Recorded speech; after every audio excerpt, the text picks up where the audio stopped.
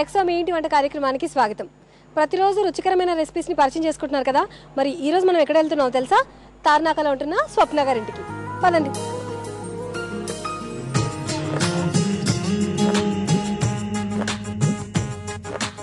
ఏమండి, మీకు మాట చెప్పాలండి. తినడం కోసం బతకూడదు, బతకడం కోసం తినాలి అన్న సామెత మీరు చాలాసార్లు వినుంటారు. అసలు ఈ మాట ఎవరన్నారు? కానీ వాళ్ళ ఇంట్లో వంటలు అంత రుచిగా ఉండరేమోనండి. ఎందుకంటే టేస్ట్ లేని లైఫ్ వేస్ట్ కదండి. మరి అటువంటి టేస్టీ వంటకాల్ని మీ ఇంటి వంటలో మీరు చూస్తూనే ఉన్నారు. ఈరోజు కూడా మరో 2 రుచికరమైన వంటకాల్ని పరిచయం చేసుకుందాం. పదండి.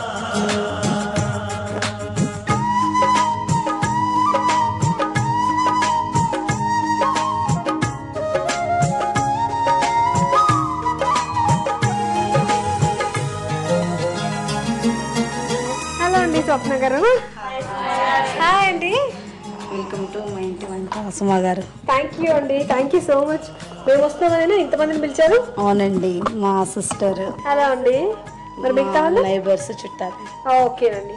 సో మీరందరూ అలా కూర్చోండి, మేము వంట చేస్తాం చెప్తురు కానీ. ఓకే, పదండి. స్వప్న గారు, ఏం వంటకం చూపిస్తున్నారు మాకు? దొండకాయ కాన్ఫ్లోర్ బజ్జీ. ఓకేనండి, ఇంకా ప్రొసీజర్ చూపిస్తారా మాకు? చూపిస్తాను. ఫస్ట్ దొండకాయ ముక్కల్ని తీసుకొని స్టవ్ ఆన్ చేసుకుందాం. అంతలోపు ఆయిల్ వేడెక్కుతుంది. ఓకే, డీప్ ఫ్రై కదా? డీప్ ఫ్రై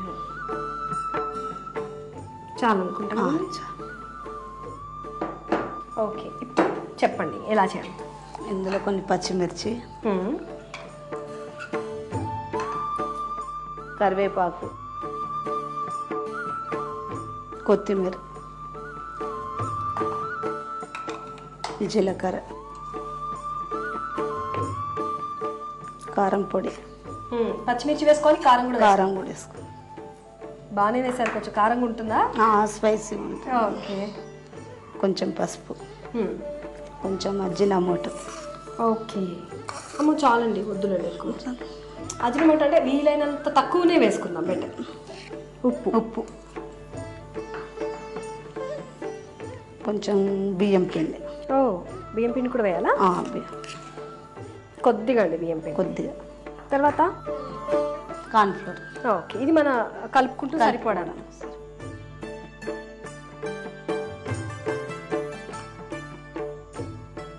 సో చూసారు కదండి, అన్నీ ఉప్పు, పసుపు, కారం, కరివేపాకు, కొత్తిమీర, జీలకర్ర, అజినమాటో అండ్ నెక్స్ట్ బియ్యం పిండి, కార్న్ఫ్లోర్ కూడా వేశారండి. అన్నీ వేసి కలుపుతున్నారు. కొంచెం నీళ్ళు చుక్కేద్దామండి, మనకు బాగా డ్రైగా ఉంది కదా. వేయినా ఒక 2-3 డ్రాప్స్. సో ఎక్కువ వేయట్లేదండి, చూడండి మీరు, చాలా కొంచెం వేస్తున్నాను.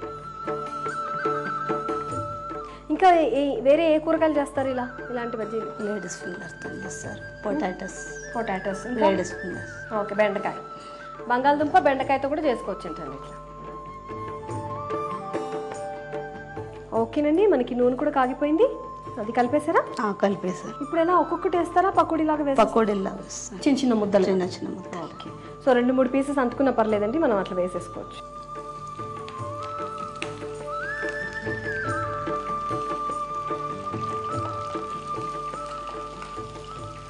మీ వారి గురించి చెప్పండి అమ్మా, ఏం చేస్తారు ఆయన? మా వారు అసిస్టెంట్ ప్రొఫెసర్ యూనివర్సిటీలో. వావ్, అందుకే ఇంత దగ్గరగా ఉన్నారు క్యాంపస్కి కదా. ఓకే, సో క్యాంపస్ కూడా చాలా బాగుంటుంది కదండి. తీయచ్చేమో కదండి.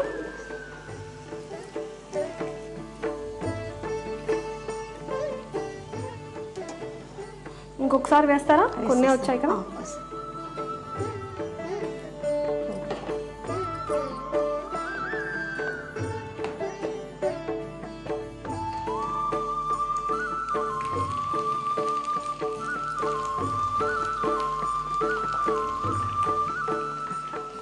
ఓకే,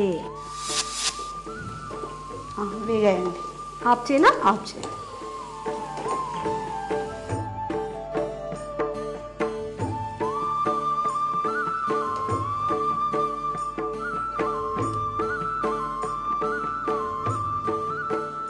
ఓకే, సర్వ్ చేయడమే కదా? చేయడం.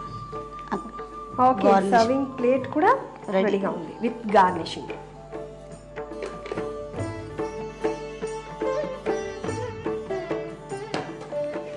దొండకాయ కార్న్ఫ్లోర్ బజ్జీ రెడీ. టేస్ట్ చూసి చెప్పండి ఎలా ఉందో. తప్పకుండానండి.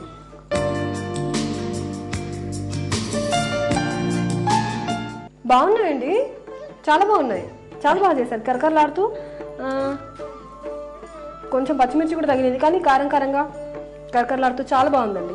థ్యాంక్స్. చూసారు కదా, దొండకాయ కార్న్ఫ్లోర్ బజ్జీ చాలా టేస్టీగా ఉందండి. ఇది యాస్టీజ్ ఇలా స్నాక్లా తినండి లేదా సాంబార్కి నంచుకోండి, చాలా బాగుందండి. ప్రిపేర్ చేస్తారు కదా. దొండకాయ కార్న్ఫ్లోర్ బజ్జీకి కావాల్సిన పదార్థాలు ఏంటో, ఎలా ప్రిపేర్ చేసుకోవాలో మరొకసారి చూద్దాం. దొండకాయ కార్న్ఫ్లోర్ బజ్జీ తయారు చేసుకోవడానికి కావాల్సిన పదార్థాలు: దొండకాయలు, కరివేపాకు, కొత్తిమీర, జీలకర్ర, పచ్చిమిరపకాయ ముక్కలు, పసుపు, కారం పొడి, ఉప్పు, నూనె, కార్న్ఫ్లోర్, బియ్యం పిండి, అజినోమోటో. దొండకాయ కార్న్ఫ్లోర్ బజ్జీ తయారు చేసుకోవడానికి ముందుగా దొండకాయ ముక్కల్ని నిలువుగా సన్నగా కట్ చేసుకోవాలి. తర్వాత స్టవ్ ఆన్ చేసి ప్యాన్ పెట్టి నూనె పోసి వేడి చేయాలి. నూనె వేడెక్కేలోపు దొండకాయ ముక్కల్లో పచ్చిమిరపకాయ ముక్కలు, కరివేపాకు, కొత్తిమీర, జీలకర్ర, కారం పొడి, పసుపు, కొంచెం అజినోమోటో, సరిపడా ఉప్పు, అలాగే కొద్దిగా బియ్యం పిండి, ఆ తర్వాత సరిపడినంత కార్న్ఫ్లోర్ వేసి బాగా కలుపుకోవాలి. అవసరమైతే కొంచెం నీళ్లు పోసి కలుపుకోవాలి. ఇలా మిక్స్ చేసుకున్న తర్వాత వేడెక్కిన నూనెలో పకోడీలాగా వేసుకుని ఎర్రగా వేయించుకోవాలి. అవి దోరగా వేగిన తర్వాత పేపర్ నాప్కిన్ పరిచిన బౌల్లోకి తీసుకుని నాప్కిన్ అంతా ఎక్సెస్ ఆయిల్ అబ్జర్వ్ చేసుకున్న తర్వాత సర్వింగ్ ప్లేట్లోకి తీసుకొని గార్నిష్ చేసి సర్వ్ చేసుకోవాలి. అంతే, రుచికరమైన దొండకాయ కార్న్ఫ్లోర్ బజ్జీ రెడీ. ఎక్సో మీ ఇంటి వంటలో ఇప్పుడు అన్నపూర్ణమ్మ గారు ఏం చిట్కా చెప్తారో చూద్దాం. ఏమన్నా చెప్పండి, ఎన్నైనా చెప్పండి, మనిషి కంటికి ఇంపుగా కనిపించే వాటిని ఎక్కువగా వాడడానికి ఇష్టపడతాం. వాటి వల్ల ప్రమాదం ఉందని తెలిసినా కూడా ఒక్కోసారి పట్టించుకో. ఇది చూడండి, కాఫీ తాగుతాం, టీ తాగుతాం, స్వీట్లు చేసుకుంటాం, ఇలా తెల్లగా ఉన్న పంచదార వేసుకుంటాం. ఇది కొంచెం డేంజర్ మనకి, అయినా సరే వేసేసుకుంటాం. ఇలా వేయొద్దండి. మనం హెల్దీగా కొంచెం స్వీట్లు తిందాం, పర్వాలేదులే తినొచ్చు అని వాడుకోవడానికి ఆరోగ్యానికి యాంటీ ఆక్సిడెంట్ పుష్కలంగా ఉండేవి ఒకటి రెండు చెప్తాను. ఒక్కొక్కటి ఖరీదు ఉన్నా కూడా ఆ ఒకటి కాకుండా ఇంకో ఖరీదు లేని వాడుకోవచ్చు. ఉదాహరణగా చెప్పుకుందాం, కండసార పంచదార. కండసార పంచదార అంటే ఏమిటో చాలామందికి అర్థం కాదు, కొంతమందికి అర్థమవుతుంది. దీన్ని బేకరీ ఐటమ్స్లో ఎక్కువగా వాడతారు. అందుకని దీన్ని బ్రౌన్ షుగర్ అనే అడగండి, మనకి ఏ షాప్లో వెళ్ళినా దొరుకుతుంది. బ్రౌన్ షుగర్ అండి అని అడగండి, లేదా కండసార పంచదార అని అడగండి. దీంట్లో కూడా యాంటీ ఆక్సిడెంట్లు పుష్కలంగా దొరుకుతాయి. అలాగే ఒకవేళ ఇది అడగడానికి కొంతమంది సిగ్గుపడతారు, ఏంటి బ్రౌన్ షుగర్ అని అడగడం ఏంటి అనుకుంటారు. తప్పేం లేదండి. అలా వాడకపోతే ఇలా బెల్లం, ఇది దీంతో స్వీట్లు కానివ్వండి, టీ చాలా బాగుంటుంది.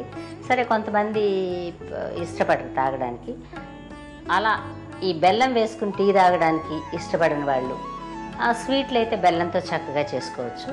ఇలా చక్కగా తేనె వేసుకుని టీ తాగండి. దీంట్లో కూడా యాంటీ ఆక్సిడెంట్ పుష్కలంగా ఉంటాయి. అయిపోయిందండి. ఇలా బెల్లం కానివ్వండి, తేనె కానివ్వండి, ఇలా బ్రౌన్ షుగర్, కండసార పంచదార కానివ్వండి, వీటిల్లో యాంటీ ఆక్సిడెంట్స్ ఉంటాయి. హెల్దీగా ఉంటాం. తర్వాత ఆరోగ్యంగా ఉండడానికి ఏదైతే ఏమిటి, కంటికి ఇంపుగా కనపడి హెల్త్ని చెడగొట్టేదానికంటే కొంచెం ఇంపుగా కనపడకపోయినా కూడా మనకి ఆరోగ్యాన్ని సమకూర్చే వాటిని వాడటమే మంచిది. ఏమంటారు? అందుకని ఈ తెల్లటి పంచదారని పక్కన పడేసి కొంతకాలం ఇవి వాడండి. నేను చెప్పినవి వాడి చూడండి, మీకు చాలా బాగుంది అనుకోండి, మీరే కంటిన్యూ చేస్తారు. అలా ఒకవేళ మీకు నచ్చలేదనుకోండి, మీ ఇష్టం, మీ తెల్ల పంచదార మీరే వాడుకోవచ్చు. ఏది ఏమైనా బెల్లం వాడుకోవచ్చు, తేనె వాడుకోవచ్చు, ఈ బ్రౌన్ షుగర్ వాడుకోవచ్చు. వీటిల్లో ఏది వాడుకున్నా కూడా ఆరోగ్యానికి మంచిది. కొంచెం స్వీట్లు ఎక్కువ తినడానికి అవకాశం ఉంటుంది.